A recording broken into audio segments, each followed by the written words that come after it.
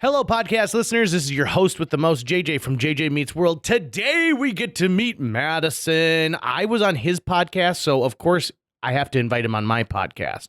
We're going to talk about everything from, growing up in rural North Dakota to having trumpet lips and an amazing story. I think this is our first guest who actually has met and knows a president of the United States. Sit back and enjoy this episode of JJ Meets World. And by the way, if you'd like to help support our podcast, visit jjmeetsworld.com where you can donate to our Patreon, pick up some killer swag at our merch shop, or click the link to Apple Podcast and give us a 5-star review. 1, 2, 3, 4.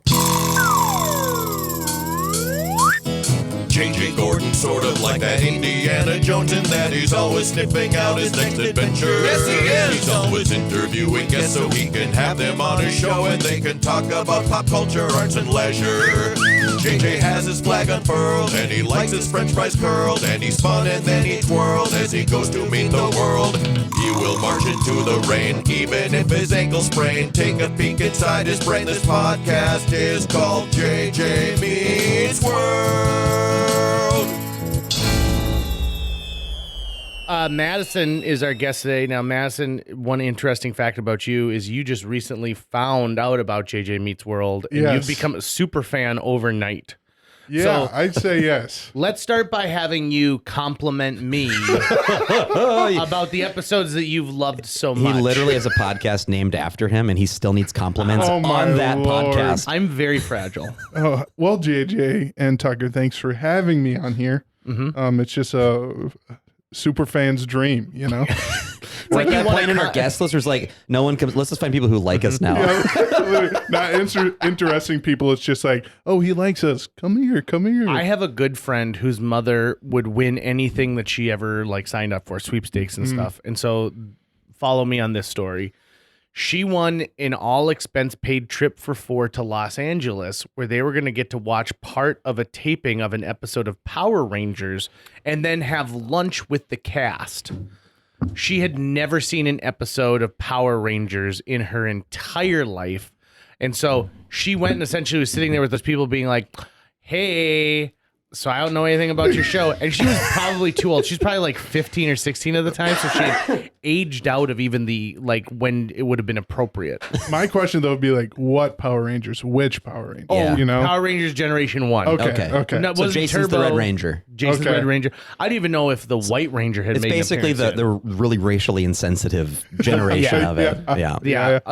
Isn't it funny that I think Bulk and Skull are the most consistent people who've been on that show? They remain, I think, throughout almost the entire show. I returned to Power Rangers actually fairly recently because I was wondering about Bulk and Skull. And I was like, okay, I would assume that these guys may have been constant in the show. And so I searched them and I found that Bulk's had the storyline where he was hanging out with Skull's nephew because Skull had become this wealthy millionaire and become really successful and was too big good. for his britches for Bulk. And I kind of broke my heart a little bit. I would love to get Bulk and Skull on the show at some point.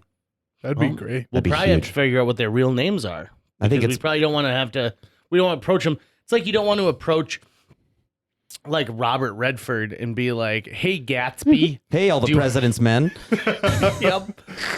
Hey, should have been Daredevil. Okay, so Madison, Yeah. but I mean, I think it's interesting that if someone is listening to this maybe for the first time because they know you, Yeah. are there episodes of this show that you like so that we can kind of get an outsider's opinion? Because there are episodes that Tucker and I favor more than others, but what about you who's just started to listen to some stuff? Yeah, definitely. I like kind of, when I started listening, really hardcore listening, it wasn't even probably 2-3 weeks ago.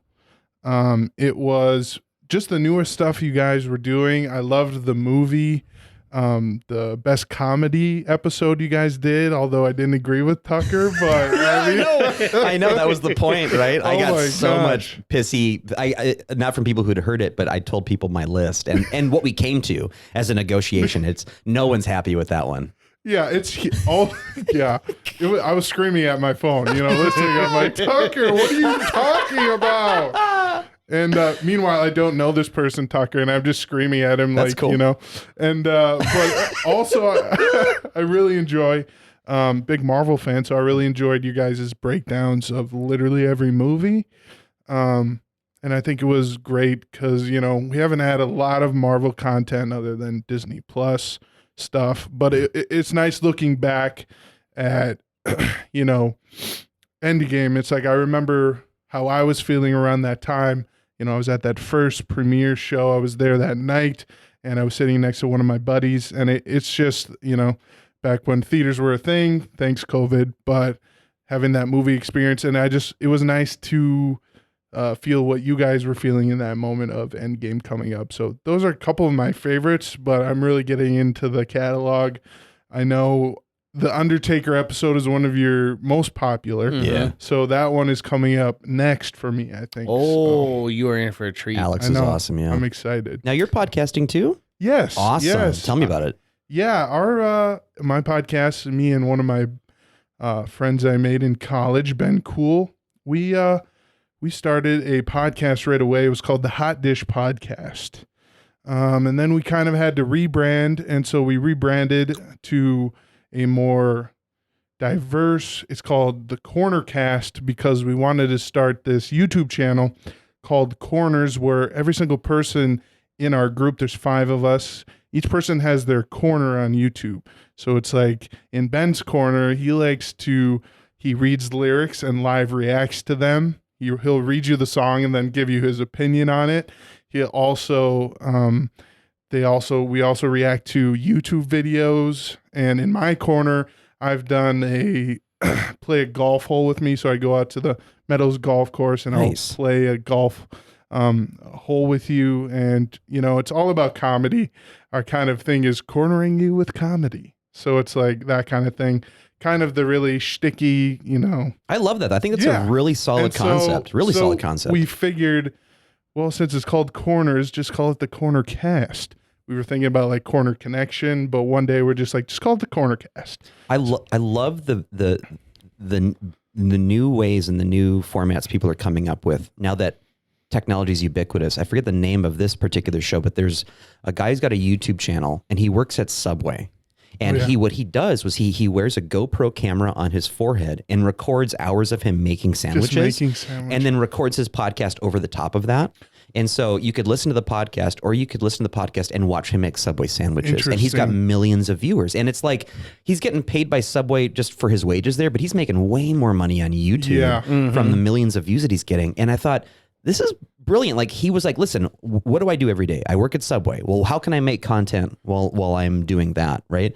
The first time I had ever heard of a vlog was years ago when I worked for Moorhead Community Access TV, and they sent me to Boston for that convention. And blogs were like the new thing yet. Podcasts weren't really a thing yet. Vlogs weren't super a thing yet.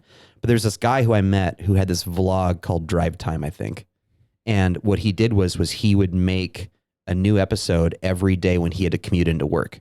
And so he had like a 30-minute commute. He's like, okay, it's going to be a 30-minute episode. And the guests on every show is someone who's going to hitch a ride with me into the city that day. So it'd be someone he doesn't even know, but he'd meet up with them. He'd go, where do you want me to pick you up from? All right, I'll pick you up. You're the new guest on like Drive Time or whatever it was. Yeah. And then they'd record as they went into the city. And I just thought that's also really, really, really brilliant. That's the thing with content these days. I think people are scared to start creating things because it's like, oh, there's already someone who does that. But it's like, I don't think that should really stop you from creating things you like. We couldn't care less that we get 2 views on our YouTube or 200 views.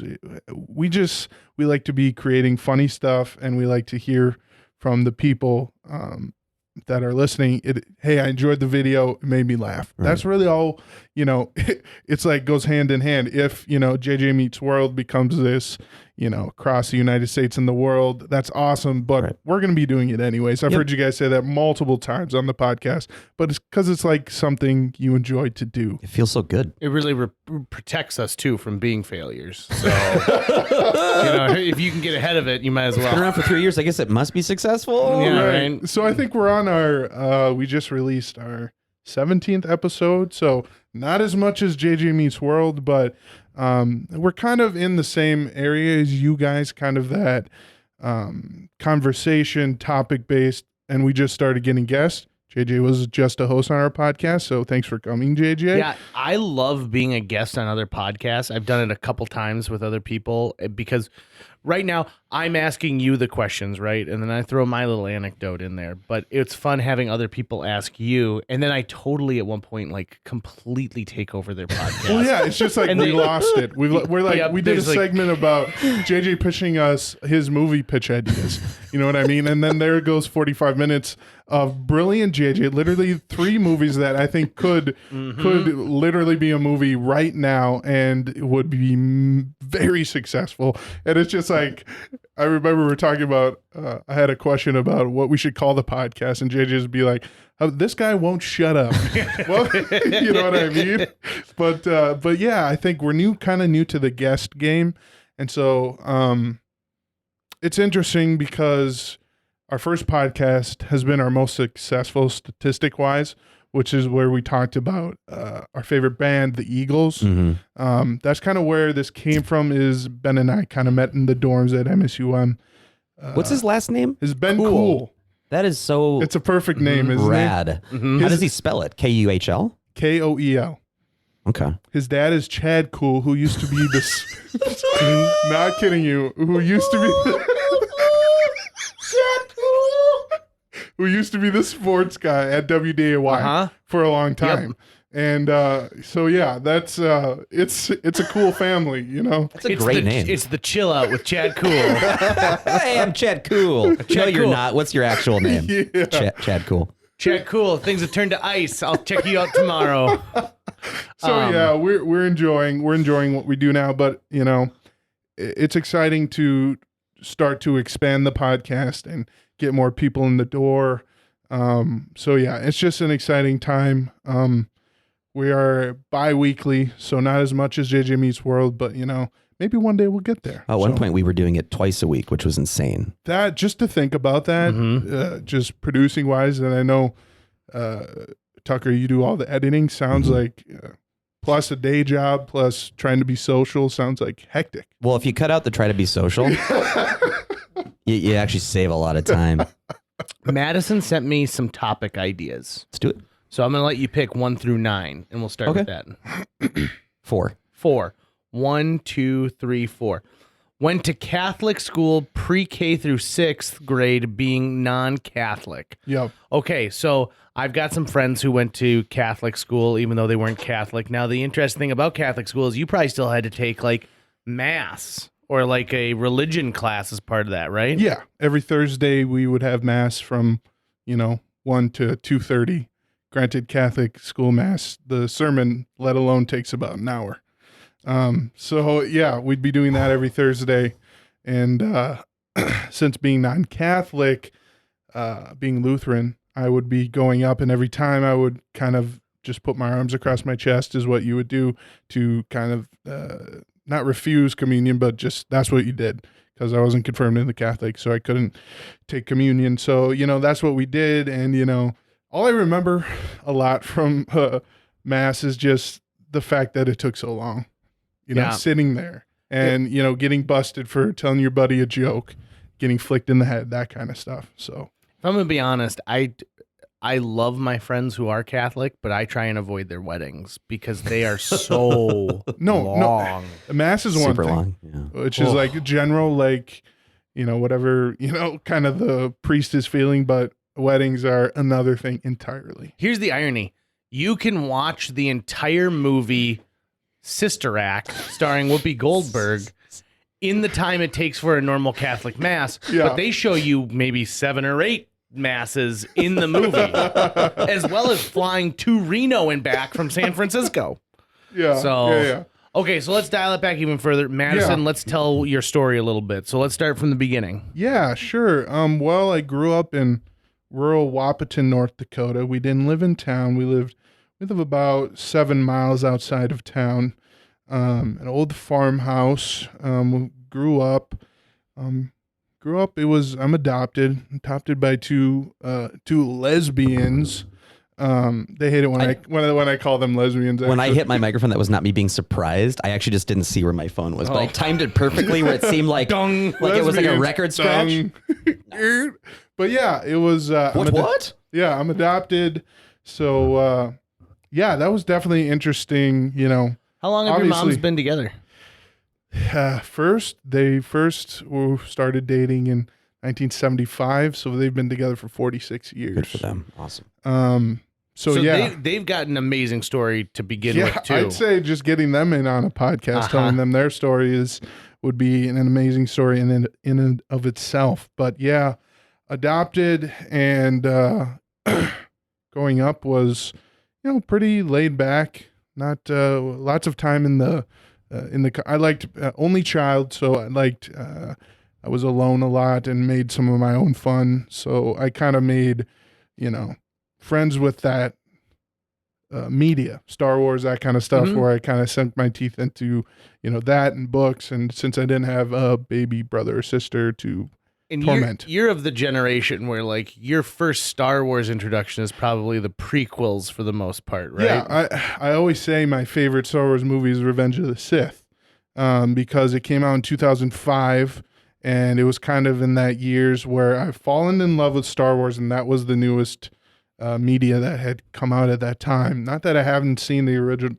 trilogy, but you got to experience it on the big screen. Right, it's cultural phenomenon. Exactly. And I mean, to this day, I'd say even though Revenge of the Sith is probably the Star Wars movie I've seen the most, I love it. So I can probably quote it to you. My girlfriend hates it when we watch movies together because I'll just quote it and she'll be like, "Shut up." And I'm like, let me experience so then I'll be like, Order 66. You're my brother, Anakin. So you also grow up in a very progressive, forward-thinking household. Yeah, definitely. So I can tell just from the brief time, because Mass and I work together now over at the radio station. He's the new news guy. Yep. I can tell that you had a childhood experience where, gosh, in your household, it was important to not just keep your eyes wide open, but to bring in experiences and to have these things that help shape a young mind. Definitely. For Wahpeton,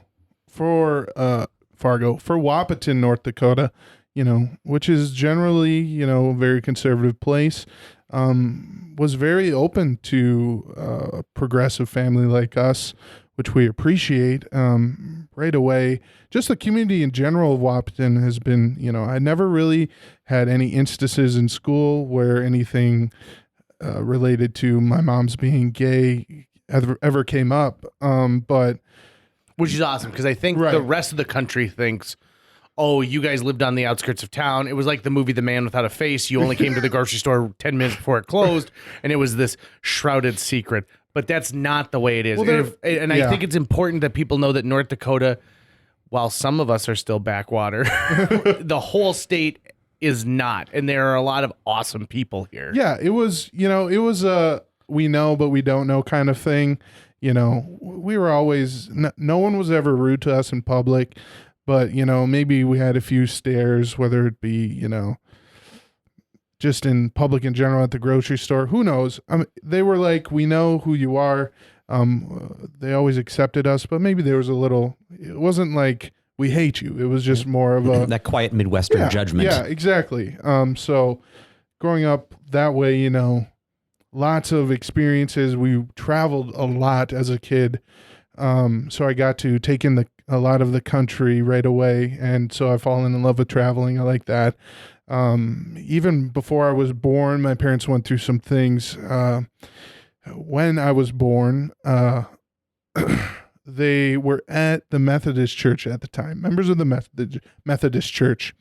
And they were very involved in the church. Valerie one of my moms sat on the church council. Diane was also a part of stuff going on.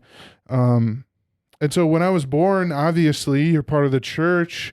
You want to get your child baptized. And so that's where things started to heat up, if you will, where the pastor at the time, pastor name was Randy Spar, said, well, I will not be baptizing your child.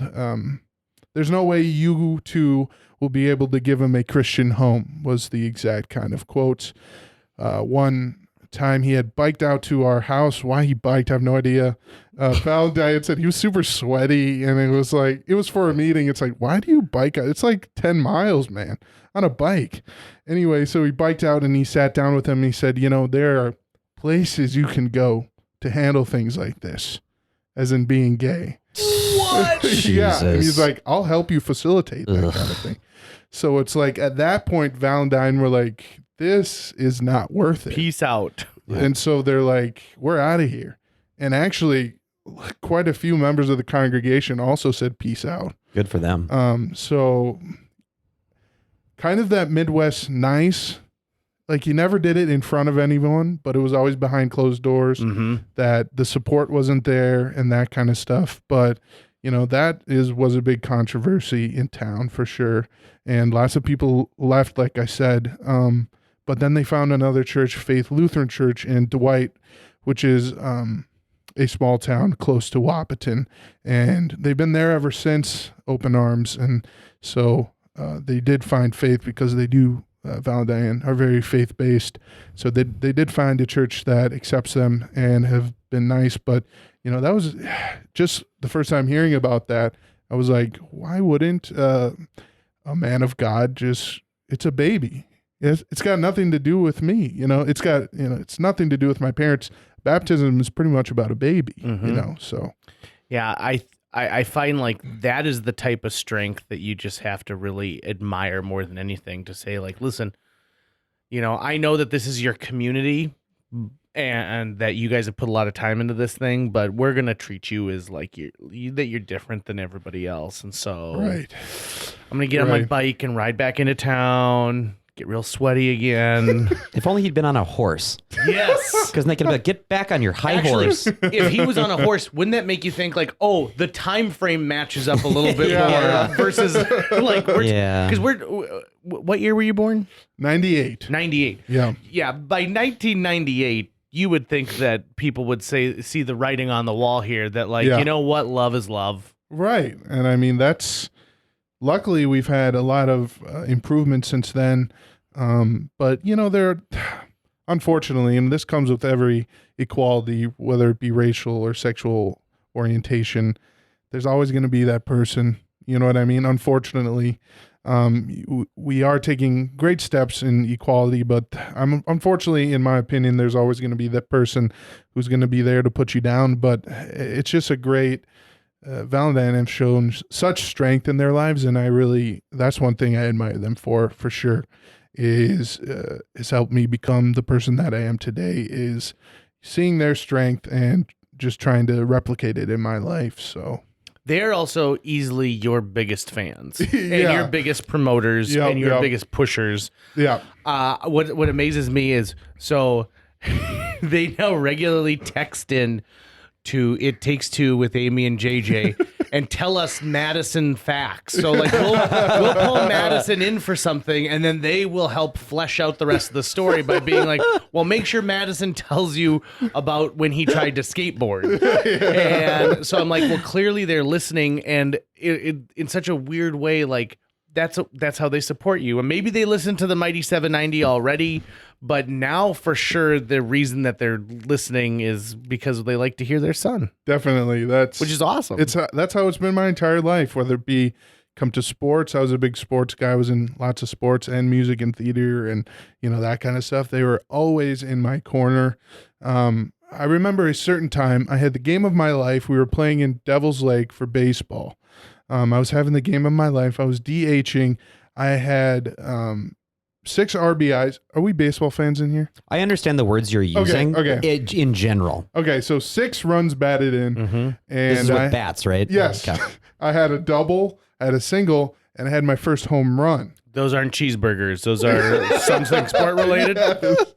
And so it was a game of my life, and I was pretty decent at baseball, but it was one of those games where I'm like, this was probably never going to happen again. And I remember coming home. We had traveled from Devil's Lake, so we had to ride the bus back. It was late, so I was driving back from the field when we got back, and they had went to bed, and there was a note on my door that said, "We are so proud of you. A great game. We're so proud of you. And I still have that note and I hold on to it pretty much wherever I go. It's just one of the best days of my life, one of the best memories of my life. And, they were there to see it. And I'm always going to keep that note for sure. So, My dad passed less than a year after I graduated from high school. We found out my senior summer that he was sick. He had cancer. It started in his tongue, was down his throat, and went to the Bethesda Naval Institute to try all these treatments and stuff like that. And my senior year, it's not that my parents weren't supportive, but I was in a lot of improv shows, right? And I was in a lot of plays and stuff like that. And my dad came to an improv show I was doing just by himself. And my sister was there with some friends. She's like, well, Dad, you can sit with us. And so my dad got to see me perform. And it was another thing where I was totally on that night and I just rocked the world and got these huge laughs. And I remember my dad telling me afterwards, he's like, I was really worried that you weren't ever going to find a place because I wasn't a sports kid. I wasn't the person who's going to become the amazing A++ student. He knew nothing about the theater world. And that was the first time he saw oh my God, look at all these people who are getting behind my son for something. And when I got home that night, he goes, I am amazed at not only what you did, but how you found your spot. Yeah. And that meant more to me than any compliment I had ever received because first of all, I realized that my dad had been worrying this whole time that I was going to find loneliness rather than acceptance, but also for him to be able to see that and go oh, I get it now. Yeah. This is what's happening. I think that when a parent is able to lock into yep, this is something, and I know you are exceptional in this moment. Yeah. And they acknowledge that to their child. That is so powerful. I think it's very important because growing up, my parents were the ones that were always there, but I saw that other parents for other kids were not there. And recently I had a amazing conversation with one of my best high school friends where, we were really good friends in high school and then we left, college, you do your own thing. First time we've really come back together and connected over dinner. And he said, I was jealous of you in high school. You always had people there for you and, always had flowers after our theater stuff, that kind of stuff. And just made me kind of step back and think, Madison, you've had an amazing support system when, this guy, other people, don't have that kind of thing. I remember my senior year, I played Jesus in Godspell. And it was my first kind of lead role. I had always been kind of a second tier, third tier kind of player. And this was the first time that it was the theater director's this is all you. It was the most lines I've ever seen in my life. It was like a book of lines because it was Jesus. He's talking all the time. Yeah. And so he talks so much. He's a superstar. And so afterwards, we do the show and, you're out there greeting people after the show and your parents, usually, sometimes the parents bring you flowers on your last performance or whatever that is. And, remembering I got flowers, but other people didn't. It's their support systems weren't as built as mine. And I just feel fortunate in that instance to have such parents who cared and who cared more about family than work and remembered to have a family life even though they worked, which I think is something I want to take into my life and very important. So. In the brief amount of time I've gotten to know Val and Diane, I have a feeling that they are also the type of parents who would have grabbed 3 flowers out of that thing and given them to your friends Definitely. if they saw them without that. Yeah. I feel like they're not just champions for you, but they're also champions for the people who help, are part of your tribe, right? Exactly. Many a time we've had kids over at my house in high school, whether it be our cast party for theater, many cast parties at our house, whether it be welcoming every single person, whether they be a actor, whether they be a set builder, or they're the tech person. Literally including everyone in it, and that was a staple at our house growing up, and still is. So Okay, so let's talk about the thing that blew my mind completely this last week. Apparently, you've told other people, but you waited until now to tell me. For the first time, I think, since we've started JJ Meets World, we're going to play a piece of external audio here for you in just a little bit. So let's set the stage for this speech from President Barack Obama. yeah. You know, me and Barack were homies. You know? Yeah, obviously. After I heard that speech, I know you are. No, yeah. So, very interesting story. April of 2013. We're sitting, just a regular night at the Nelson Gira household. We are sitting around, and Val hops on her computer, Valerie, to write Barack. I didn't think it was Valmont, just so you know. Like, sorry, I really shouldn't say Val because she hates it when I do that. Oh, really? Oh. But anyway, Valerie. Sorry, Val.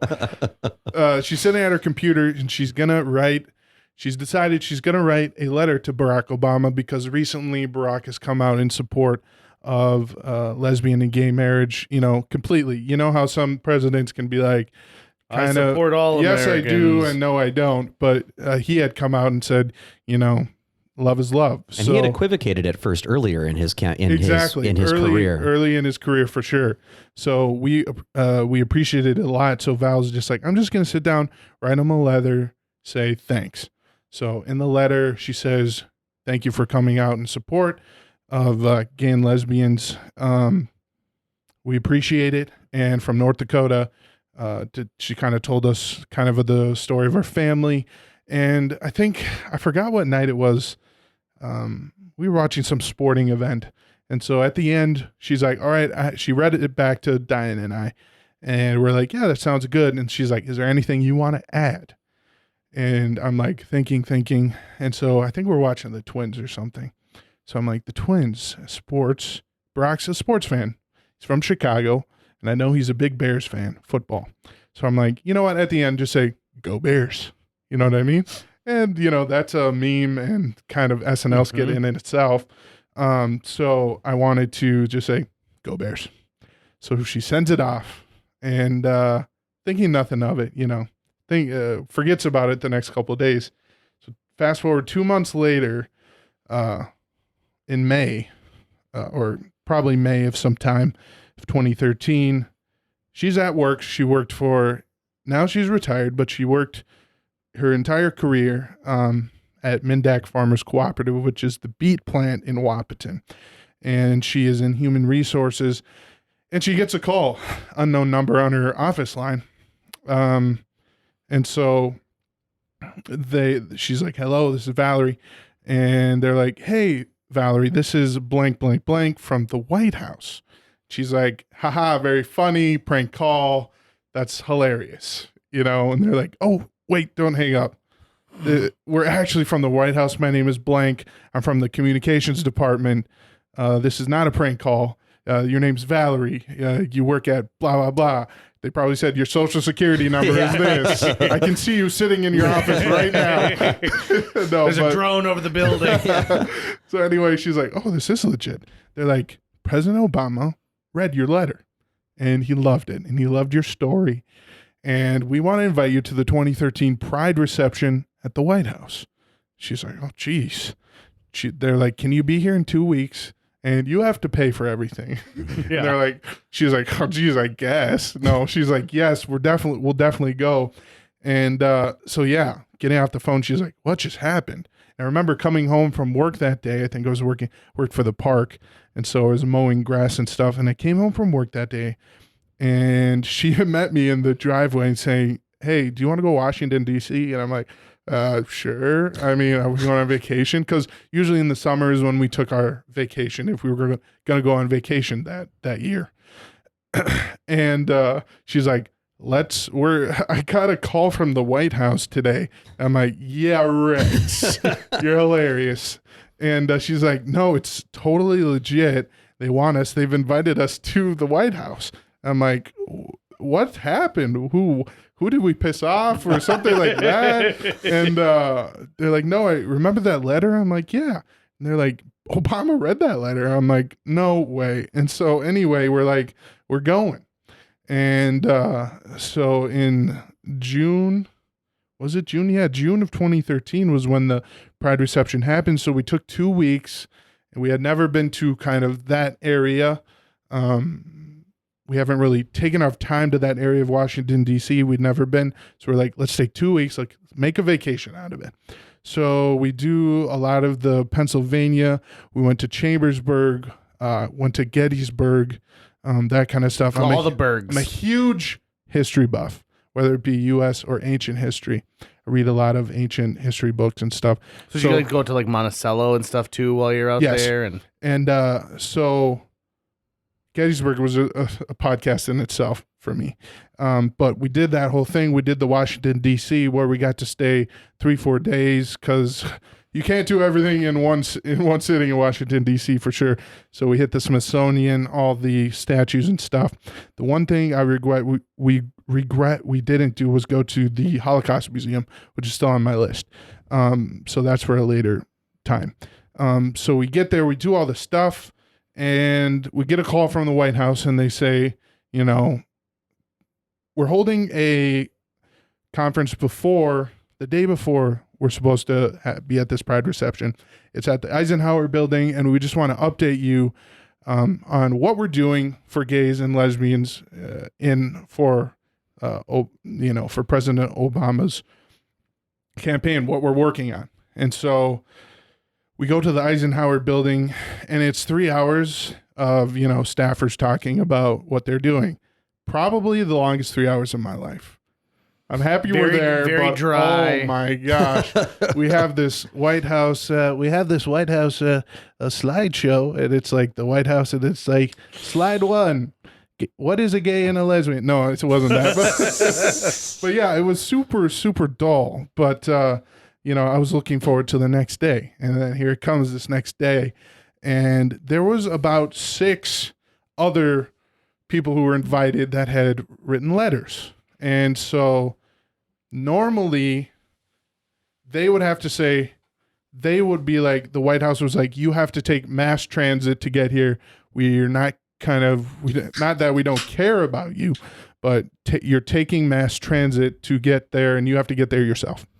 So fortunately, Val was going through a hip replacement the next week. So she was actually on a walker. So they're like, you know what? Just come through the front door.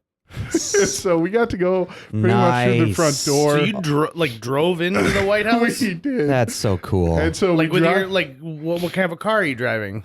I think it was a silver 2008 Dodge minivan. Okay, and North Dakota plates. Yep. And so they're like, what are these out-of-towners doing here?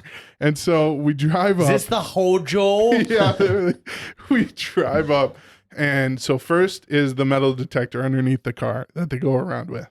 So they go around the metal detector. So then they're like, okay, let's get the dogs in here.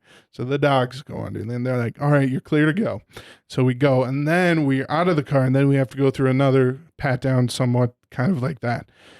And so we get in there, and we're all ready.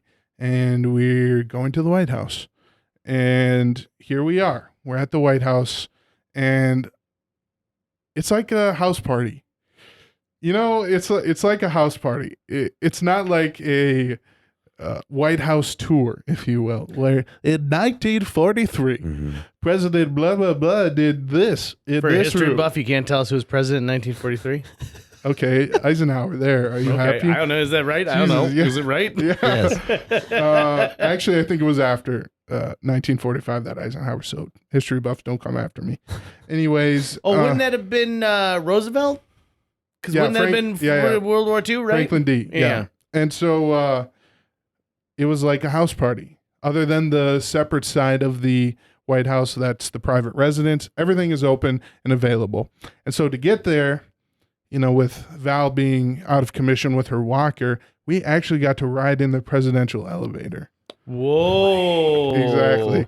To get us up to the level of where we needed to be. That is so cool. You're thinking of it gold plated, the nicest wood we've ever seen. And going up, it's like, do you know how many presidents have been in our position right now? Mm-hmm. And so we get up there, and it's a reception. So we're at the Pride reception, and then, Mr. Obama is going to be giving an address later. So the reception is pretty much no hold party. Oh, that was nice. JJ spilled some of his precious all Diet my Coke Diet on Coke his all over cardigan. myself. Not on the cardigan. This is technically a sweater vest. Keep going. So we get in there. It's like a giant reception, and people are serving hors d'oeuvres. There's drinks. And so it's just like, go wherever you want, sit wherever you want. And you're how old at this time? I am a sophomore in high school. Okay, a lot of other sophomores there. No, actually not. Lots of older people. And, so we get there, the reception's happening. We're picking off the hors d'oeuvres. And, there's waiters and waitresses going around. And this waiter comes up to me. And he's like, hey, how can I help you? And I'm like, how can I help you? What is this, McDonald's drive-thru? Jesus. And he's like, what can I get you to drink? And I'm like, to drink. Well, what do you have? I said. He's like, literally anything. This is the White House, sir. And I'm like, so I'm like, I guess I'll just have water. I'm like, then I'm thinking, how original, you idiot. You probably could have had like Volt or something. You know what I mean? I am interested though, how delicious is the White House water? Well, that's kind of the thing. It's like lots of water. Water's water, but some waters are different. And it was the clearest, the nicest water I've ever seen. Did the cup have like the official like? Yeah, there was a stamp on the side, just White House. Did it really? Yeah, was it really? It was like a seal of the White House. It didn't say property of the White House, but it just had the White House, logo seal on it. Did you think for a minute, be like, I gotta keep this Or cup? just throw it in Val's Walker. We should be fine. I mean, my taxes paid for it. It was a Walker with one of those hidden cabinets in it. Oh, yeah. So we definitely could have done that. But As you we're didn't talking about stealing from the leader of the free world. You did not steal a glass from the White House. No, let it be known. Sorry, Secret Service. So anyways, during this reception, we're going around meeting people, and the time has come to meet Obama. And so there's, like I said, there's like 6 other people, whether it be like one person or a pair, that are meeting the president. And we actually befriended one of the couple in front of us, and his name was Roman. He was a gay man from New York, and he had invited his friend Valencia with him. And somehow, if they're listening to this, we've kept in touch throughout the years. Oh, cool. And Awesome. Roman is actually a fairly good, successful musician in New York, and with an amazing voice. And so Roman, so we're getting up, the line's moving, and the next person is, and so it's Roman's turn, Roman and Valencia's turn to go in. And Roman almost passes out. He's like, I can't do this. I can't meet him. And then Obama's like, Roman, calm down. And so they do theirs, and now it's our turn. And then there's a sergeant at arms before you enter saying, how do you want to be addressed? And so it's like Valerie and Diane Nelson Gira, along with their son, Madison. So this is the moment they announce, and we're going in to meet him. And I was telling JJ this yesterday. There's not a lot I remember about that moment. It's somehow been erased from my memory. Because you were so in the moment. That's exactly. the thing. Right. And Like so, a great comedy show. If you walk out of there not being able to quote anything, that comedian was perfect. Exactly. And so we go in, and I remember us meeting, and we're embracing. And he hugs Val, he hugs Diane, and he doesn't hug me. He goes in for a bro handshake. And I'm like, how it's like, how does this person want to shake hands? How does this person, do they want a fist bump? And there's a difference. If you're going for a handshake, is it going to be a handshake and then a dap at the end? Mm-hmm. And daps weren't really a thing quite yet, but we did that. So we kind of came in like sideways, and then we did this, and then we did the kind of thing where, I don't know if you can hear that. Trying to get the sound. Yeah. Remember, this is a podcast. Yeah. And so we dap it up, and he's like, how you doing? And I'm like, I'm good. I'm so good. How are you? And so he's like, I'm good. And so we get to talk for probably 6 minutes, and which is a lifetime in that moment, which is amazing, because it's like Barack was you think of Barack on TV. Like, if I'm to ask you guys, what do you think Barack on TV? What do you guys think Brock's like? I mean, he's eloquent, very easy to listen to, and he can capture the attention. But he seems easygoing and non-rushed. Yeah, and that's exactly how he is in real life. My favorite photo of him is where that little boy was visiting on Halloween, and he's dressed like Spider-Man. Oh yeah, and he's doing like the spider web thing. Oh, yeah. And Brock is like pretending that he had just got like hit, with like a web slinger. Yeah, and I'm like, he's the president, and he is having like he's giving this kid an experience with not just the president, but an experience where the kid gets to feel like Spider-Man. exactly. That's amazing. And he's exactly like you guys described. He's genuine. He actually cared about us and our story and wanted to know a little bit more about us. He was exactly who you see on TV, and it was an awesome opportunity. So it's time for the White House photographer's like, all right, let's get this photo. And so he has his arm around Val and Diane up top. And so I'm kind of in the background behind him. And Val's going to hate me for saying this. Valerie. At Valerie. least like set up like let's say her name Valerie. correctly so that to lessen the blow. Valerie's going to hate me for saying this, but as Barack goes up top, they, obviously have to put their arms around him. And it all happened so fast that Valerie's hand ended up in that split second hovering over Barack's bum. Oh, sure. Some nice alliteration there, Barack's bum. And so she was close to touching Barack's bum. And That was the most powerful ass in the world. But in the world. In the world. Just what do you think Michelle would be thinking? You know what I mean? Right. Some lesbian from North Dakota trying to grope my husband. But if you're going to, he's the most photographed person on the planet. You have to imagine that with the number of photographs he poses for, he's used to it at this point, right? Like, Right. Yep, you're going to put your hands wherever. I mean, I think that there's probably been a few people who've done it intentionally, and a ton of people who've done it unintentionally. Yeah. And so at this point, he probably wouldn't have even said anything. Yeah. So we get the picture, and it's like, so nice to meet you. And then it's the next person's turn, and we have to go out towards the green room, I think, and we're out of there. And it's like, in that moment, it's like, what just happened? And so we thought the excitement was over for the night. Okay. And so at that time, the reception had wrapped up, and it was time for Brock's address. And so there were so many media people there and other people. By the time we got out of meeting Barack, the place where he was going to address is already full. So we have to go in another room and watch it on a monitor. And so we're watching on the monitor, and apparently I didn't know this, that the day before the White House had called Valerie and said, Barack's writing his speech. Is it okay if he mentions Madison in it and you guys? And Valerie's response was, Barack's speech isn't done yet? And I'm like, way to just burn the White House speechwriter, Val. God, way to just burn him. He's like, actually, I'm working on it right now, Valerie. He's like, this isn't an econ paper for school, okay? Yeah.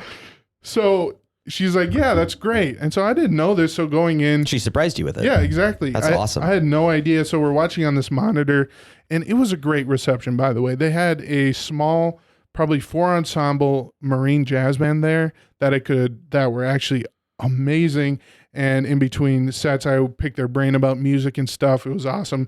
Met some Secret Service guys. It was just an all-around great experience of like behind the scenes at the White House. And so we start to watch the address. And so Barack starts by, I think, welcoming these two girls up who were a little cuter than I was. So they were like, and now Barack Obama. And it's like, everyone's like, oh, and they started to clap. It's like, yeah, get him off the stage. Let me talk about me, Barack. And so I guess we're going to roll that audio right now. Yeah, we're going to roll this audio. So when you hear this, know that our guest Madison is the Madison that's being referenced That's a over random- and over and over again in this speech. Yes. Loves what I saw in Valerie and Diane's letter from North Dakota, who've been together for 37 years. Their son Madison is here, 14. They told me that when Madison was little, he's not little now, by the way. He used to say that someday he was going to become president and make it legal for his moms to get married. And now they added, I don't think we're going to have to wait that long.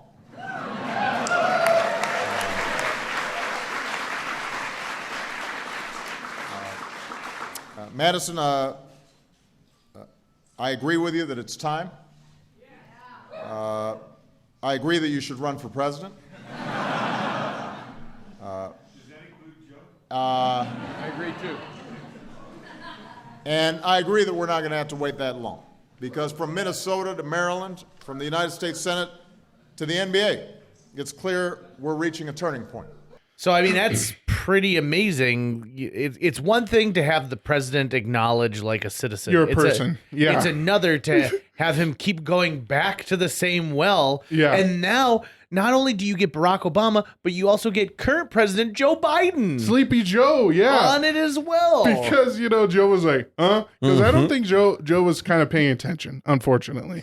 He was off in some other world, and Barack's like, right, Joe? And he's like, yeah. When you just agree with something, you have no idea what you heard. And he's like, yeah, but it was amazing listening to him, and then not only saying my name, which was what, saying I should run for president, and agreeing, just mentioning our family and that kind of stuff was. I mean, if you ever do run for president, there's your campaign right there. Be like, exactly. Hey, remember when Barry Obama said I should be president? Like, here we go. You know what, though? Also, I'm just realizing this because you're a history buff. So I'm also a history buff. I love that stuff. And I think one of the first things I would think of if I heard a sitting U.S. president say my name in a speech, I'm in history. Right. That's a historic document. That was the president of the United States mentioning you. Yeah. So you are literally now, a footnote in history, which would be amazing. Well, don't you think somewhere we're in the Library of Congress? Probably. You know what I mean? At the very least. I'm guessing they have a digital kind of side of the. The very least, you are going to be in the Barack Obama Presidential Library. That's right. Exactly. Right. Because all the speeches and anything that was ever written, because it's public property, which is why I think it could have been okay for you to steal that glass. It wouldn't have been stealing. I know, Ray. Gosh.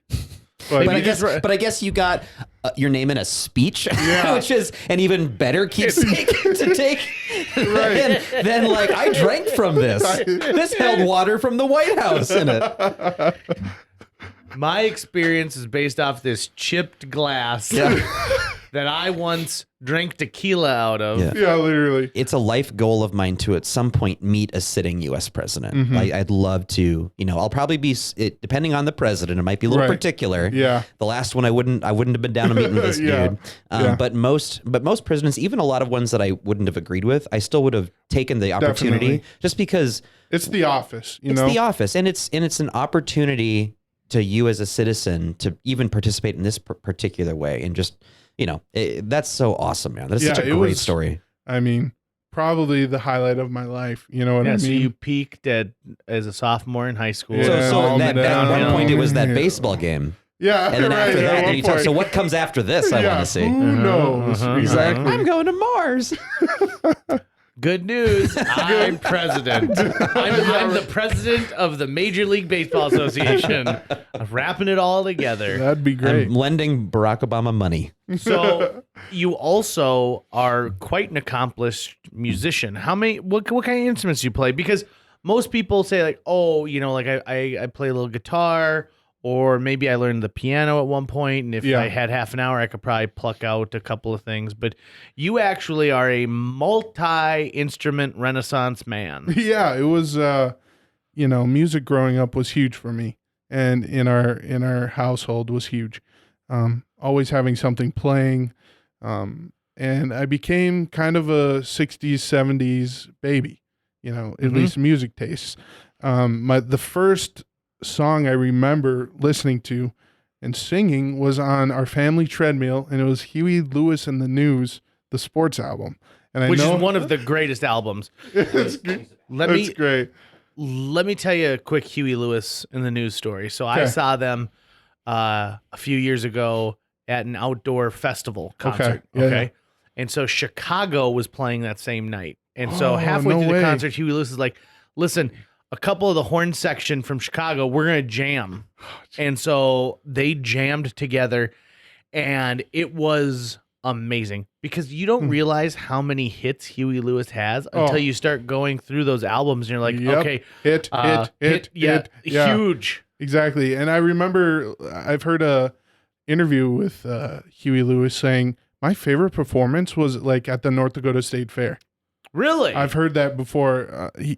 I remember him saying one of our best performances was at the North Dakota State Fair. The crowd was amazing, and it was just a fantastic time, which is kind of awesome.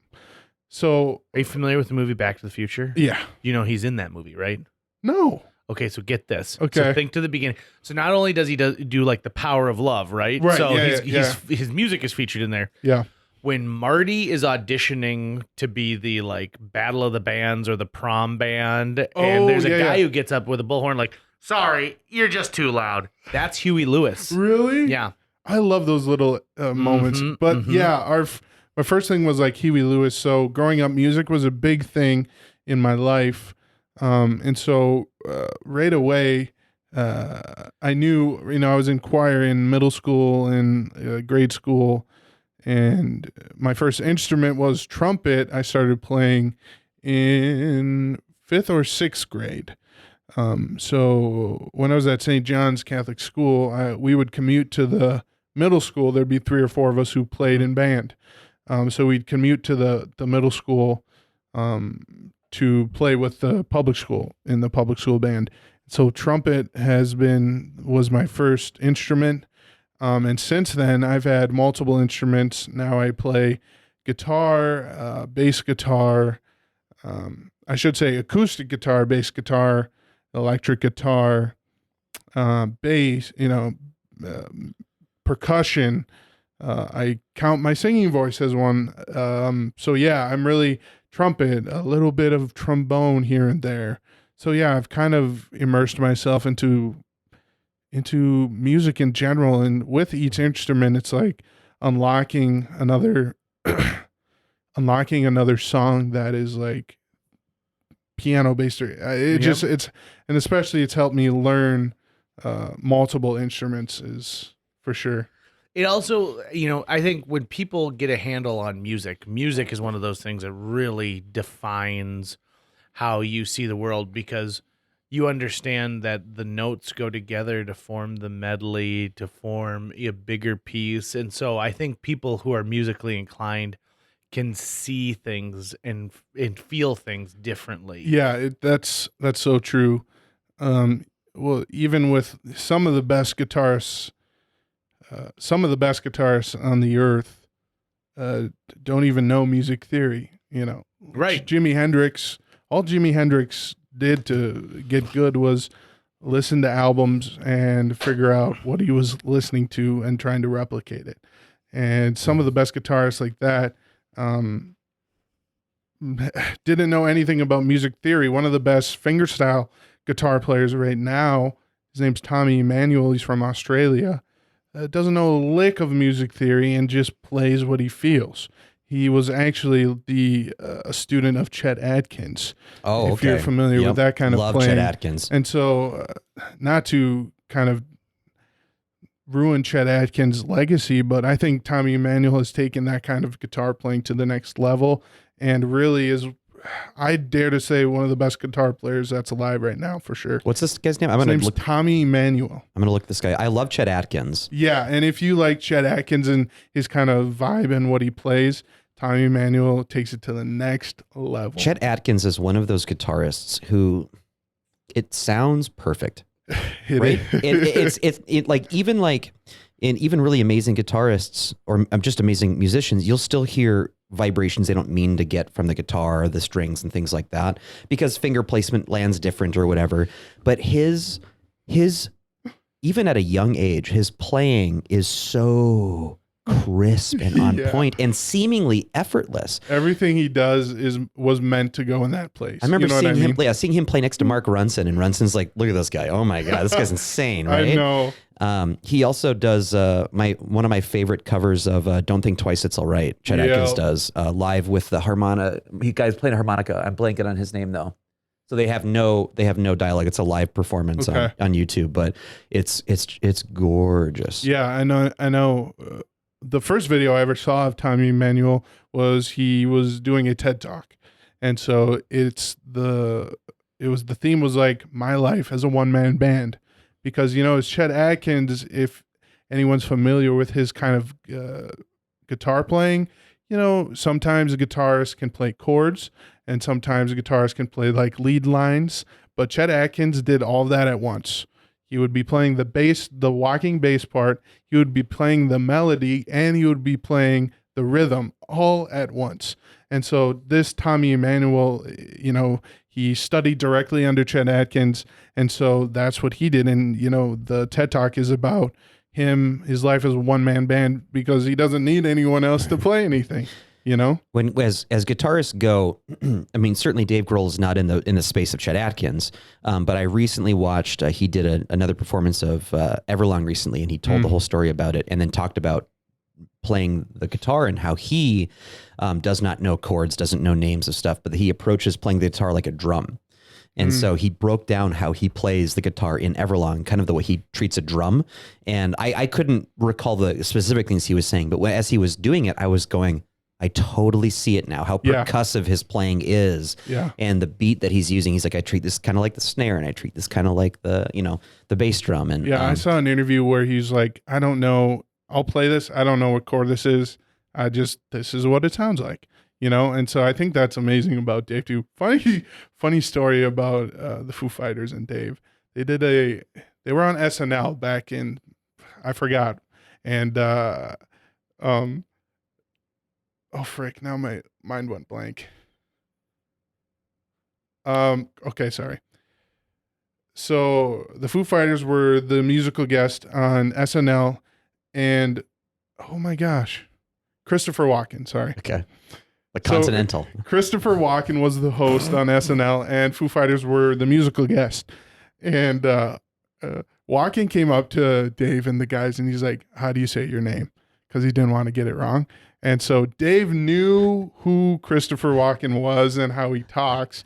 So, Dave would be like, he's like, I know our name is Foo Fighters, but I know how Christopher Walken would say it. And Foo Fighters. So Dave's like, the emphasis is on the fighters. And so Christopher Walken would be like, ladies and gentlemen, Foo Fighters. So Dave got the best on that one. I thought that's a great story. So Dave Grohl is one of those guys who, if he decides he's done with music at any time, like he can just get into the world of comedy, because that guy is so funny, he's hilarious, and people love it. Like he's one of the most giving musicians and entertainers out there, and people just love him. There's a reason why, like the Muppets, anytime Dave Grohl's like, I want to do that, they're like, yep. You don't even have to finish. You've already hit oil. You just need to scratch the surface, and we're in for it. This is a compliment, so don't sue me on it, but you do have the lips for playing trombone or trumpet, don't you?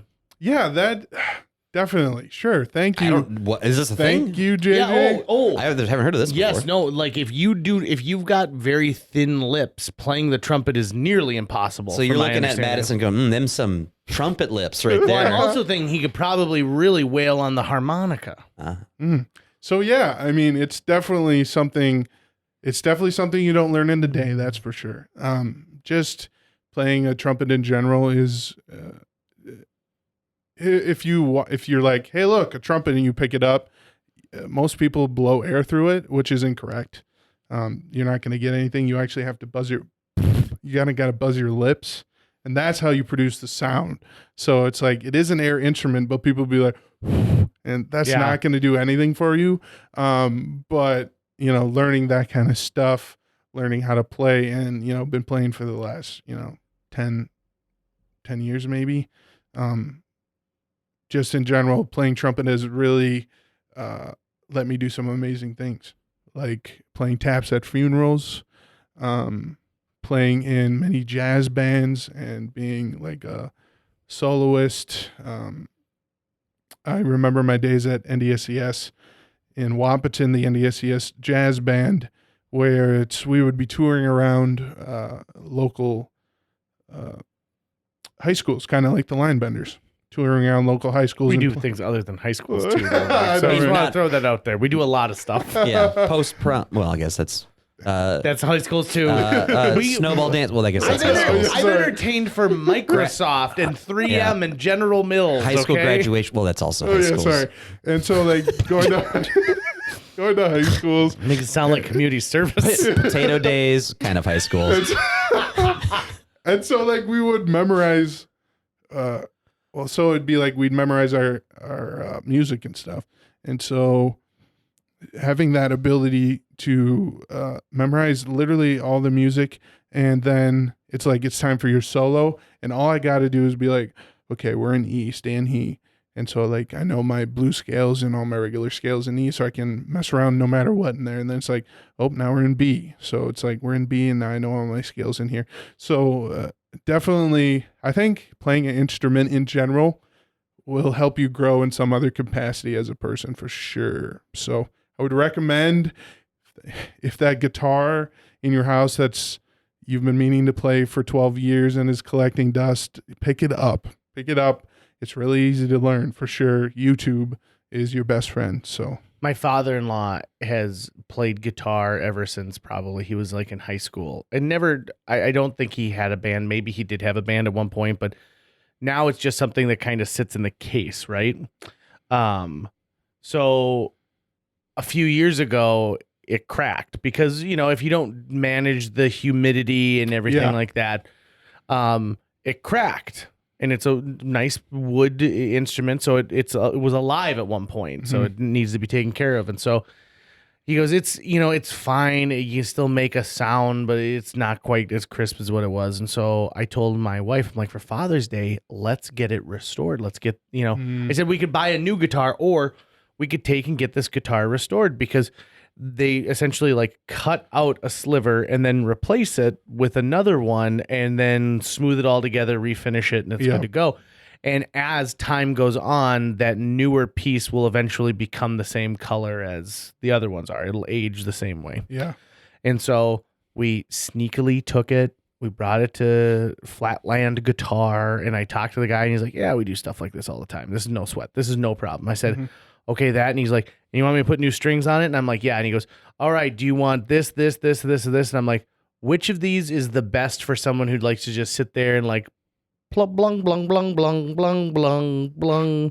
Is he a banjo or a guitar? Well, I Is like this dueling banjos and right so, now? and he's like, probably these. Yeah. And so I'm like, then He's- string it up he's with like- those. Do your job and actually just do your job. These strings are for the casual plucker. And then for Father's Day, we presented it to him, and he opened it, and he's like, oh, my guitar. And then when he saw that it had been fixed, the emotional response to seeing something that he had had for 40 years that now was back in its prime is unlike anything I think I've seen from an adult. And that's amazing. I love that story. And that also reminds me of, I'm a big outlaw country music fan. You know what? Music in general, I'm not really, I know I love almost everything except for like screaming metal. I do like one Norwegian death metal band, but that's about it. But I like to be across the board. I like to know about a lot. So I do like kind of that outlaw country, kind of Johnny Cash, Willie Nelson, that kind of stuff. So interesting story about Willie's guitar. The guitar is called Trigger, and he's had it for years. And there's a big giant